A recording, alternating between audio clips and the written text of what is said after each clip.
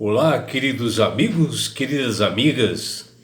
Que bom nós separarmos um tempo assim, mais um dia, para nós refletirmos sobre a palavra de Deus através dessas lições diárias que nós fazemos. Que o Senhor vos abençoe, que o Senhor Deus vos guarde e que todos tenham realmente assim um belo dia na paz do Senhor. Vamos estudar a lição? E hoje, quarta-feira, 14 de agosto, a lição 7, ela tem como título Quem é o Maior? E a lição de hoje, ela está baseada ali no livro de Marcos, no capítulo 9, do versículos 30 até 41, onde Jesus, neste momento, ele faz a sua segunda predição, né? Dos acontecimentos que iriam realmente acontecer nele nos dias próximos, seguintes, né? E Jesus menciona aos discípulos, né, que ele seria entregue, né, traído, ou realmente traído assim de uma forma assim triste, né, porque foi através de um discípulo. E ele predisse isso bem antes, né? E os discípulos, mas embora ele não mencionou quem seria esse traidor, e os discípulos, né, questionaram a Jesus, pois eles tiveram assim bastante medo, né? E nesta época Jesus, ele, para falar assim das coisas do reino, ele caminhava bastante assim com seus discípulos, né? Sempre de um lado para outro, ali na Galileia, e sempre com o ponto centralizado, né, para ele ficar ali seria em Cafarnaum. E através assim, junto com os discípulos, assim, eles iam para lugares interessantes, assim, longe, né? E eles caminhavam assim por lugares assim agradáveis, para justamente Jesus preparar esses discípulos, né, para eles poderem ter forças e enfrentarem realmente as aflições que eles passariam, né, e para que eles pudessem pregar, né, e proclamar as boas novas. E Jesus falava assim da importância, né, deles serem humildes, né, de amar o próximo. E no seu primeiro ensino anterior a isto, né, que está lá em Marcos 9, ele predisse, né, que aqueles que serviriam para receber a mensagem rejeitariam esta mensagem e não aceitariam a verdade. Como, por exemplo, né, os líderes religiosos, os escribas e fariseus, que escarneciam dele e queriam prendê-lo e matá-lo. E já nesta segunda profecia, Jesus mencionou para os discípulos que ele seria traído por alguém, mas os discípulos a certo ponto ficaram com medo, mas também eles, a maioria do tempo assim, eles nem se procuravam em saber qual deles que seria o traidor, que executaria realmente essa fatídica, né, medonha traição, né? E ficou assim tão percebido assim entre os discípulos, nós assim depois de nós estarmos lendo assim o livro de Marcos, que os discípulos ficaram assim meio distantes assim. Eles estavam interessados em outras coisas, porque Jesus havia falado sobre o reino dos céus, e eles estavam discutindo, ficaram um pouco para trás, e eles ficaram discutindo sobre quem era o maior no reino dos céus. Vejam, eles estavam discutindo assim, posições, né, a qual cada um iria realmente executar dentro do reino dos céus. E Cristo, através realmente do Deus Pai, ele incidiu assim, ele sobre o mundo a revelação do seu reino eterno. E através de sua vida, de suas palavras, da sua mansidão, do seu amor, através assim de uma perfeita obediência ao Deus Pai, Cristo anunciou a chegada do reino de Deus e ele começou a falar, iniciando-se através da sua morte e ressurreição. E acima de tudo, pela dispensação dos dons do Espírito Santo na vida daqueles que serão escolhidos realmente para levar essa mensagem.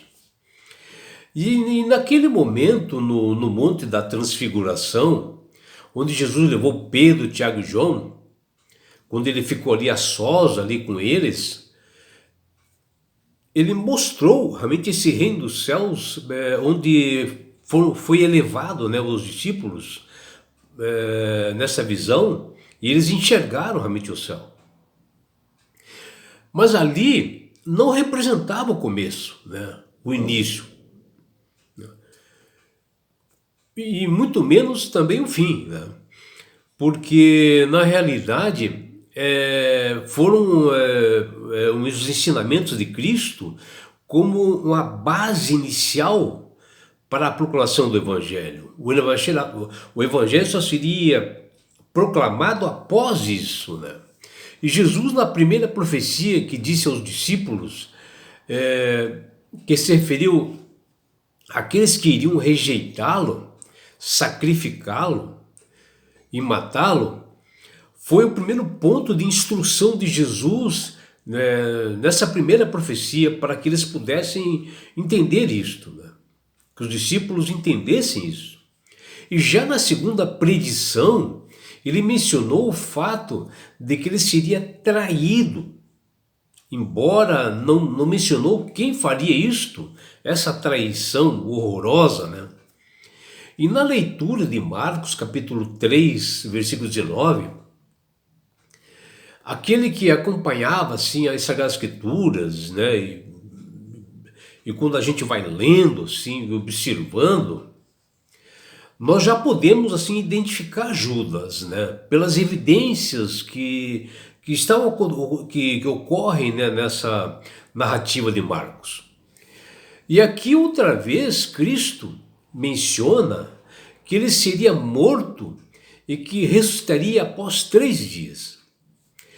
Mas o que nós observamos em Marcos 9, aparecem algumas situações que revelam o quanto os discípulos ainda precisavam aprender antes de ele assumirem realmente esse posto importante de embaixadores celestiais, ou seja, embaixadores dos céus. Embora Jesus havia passado assim, muitas informações, ensinamentos, treinamentos aos discípulos, pareciam eles, os discípulos, não quererem assim, muitos detalhes, né, dessa segunda profecia. Parece que eles estavam assim, distraídos, assim, não dando muita atenção do que foi assim, na primeira predição que Jesus havia feito para eles. Porque notícias que nós não queremos ouvir, às vezes nós não damos muita atenção e às vezes não geram discussão importantes. E a discussão dos discípulos naquele momento que Jesus dá essa segunda predição, os discípulos estavam interessados em saber sobre quem era o maior, que fala lá em Marcos 9:34. E se reforça, né, o fato de que a nossa jornada cristã, ela é um processo assim, diário de aprendizado, de transformações, de mudanças, né, até nós galgarmos realmente uma consagração ideal para nós proclamarmos o Evangelho e ter um compromisso realmente sério realmente com Deus. E Jesus precisava descontrair as ambições e insensatez daqueles discípulos naquele momento, para então edificar aqueles corações, o fundamento do reino dos céus, Suas palavras ouvidas e praticadas assim com simplicidade, como fosse assim para uma criança, para que eles pudessem entender. E da discussão sobre uma posição assim, privilegiada que eles achavam obter lá no reino celeste, Jesus apontou para o singelo ato de oferecer um copo d'água, que diz ali em Marcos 9,41, como fosse assim oferecer um copo d'água a um filho, filho seu, como algo digno de galardão.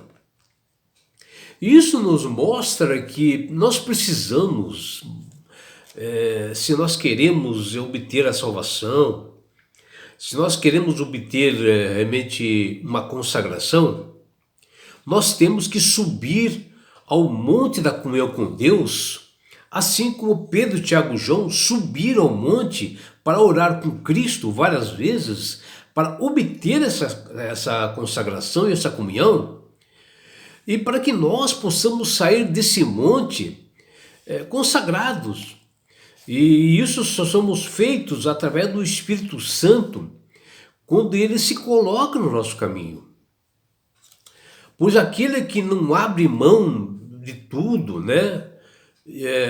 As coisas que fazem mal nessa caminhada, que fazem tropeçar nesse mundo, acabará servindo de pedra de tropeço para outras pessoas e recebendo um destino fatal, como Mateus 25,41 fala, que esse destino fatal está preparado para o diabo e seus anjos, sabe? Ou seja, se perderão, né?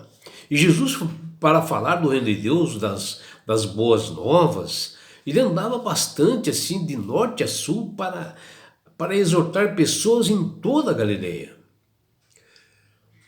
E no livro de Marcos, capítulo 8, 27, Jesus estava assim naquelas aldeias de Cesareia de Filipe, no mar da Galileia, pregando para aquele povo predominante gentílico, né? Pessoas que não estavam realmente na programação de salvação, porque a salvação anteriormente era só para judeus e que acabou sendo para os gentios também. E ali que foi o ponto de virada, né, do ministério de Cristo, onde ali no livro de Marcos, capítulo 9, versículo 30, ele passou a proclamar as boas novas ali por toda a Galileia, entrou em Cafarnaum com muitas caminhadas exaustivas, né, junto com os discípulos, né, para salvar o pecador, o caído, para que se arrependessem. E que até em um determinado momento, né, os 12 discípulos, de tanto caminharem junto com Jesus, eles se atrasaram um pouco. Tudo porque eles ficaram interessados em discutir quem era o maior no reino dos céus, que está lá em Marcos 9,33. Veja, Jesus falando coisas importantes e os discípulos estavam falando coisas que não tinham nada a ver. E ao chegar os discípulos ali onde Jesus já estava, né?